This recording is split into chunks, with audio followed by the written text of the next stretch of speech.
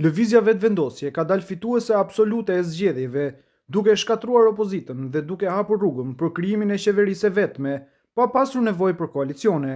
Sipas të dhënave preliminare të publikuara nga sistemi numërimi të Komisionit Qendror të Zgjedhjeve, KQZ, partia e kryeministrit Albin Kurti ka siguruar 50.13% të votave në nivel vendi, ose 400.793 vota, një rezultat që e vendos shumë larg çdo konkurrenti tjetër politik.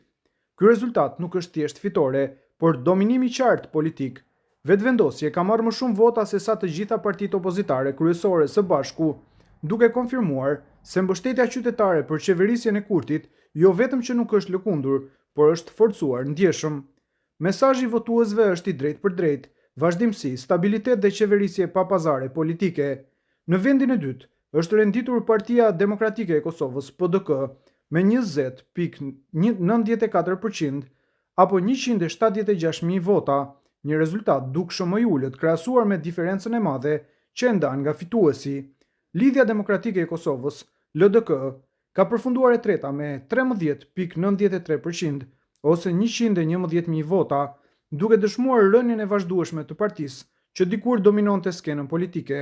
Aleanca për Ardhmërinë e Kosovës, AAK, ka marrë vetëm 5.88% ose 47.000 vota, ndërsa Nisma Social-Demokrate mbetet jashtë çdo peshe reale politike me vetëm 1.64% apo 13.000 vota. Sipas panelit informues të KQZ-s, deri në momentin e raportimit janë numëruar 824.850 vota nga gjithsej 1.999.204, që përbën 41.26% të përpunimit të pjesëmarrjes.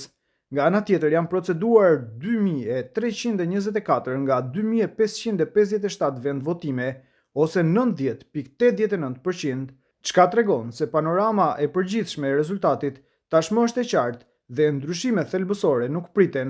Me këtë epërsi të pakontestueshme, Albin Kurti del nga këto zgjedhje më i fuqishëm se kurrë. Opozita është e fragmentuar, e dobët dhe pa narrativ bindëse, ndërsa vetëvendosja ka siguruar legjitimitetin për të qeverisur e vetme. Rezultatet mbeten preliminare, por mesazhi politik është përfundimtar.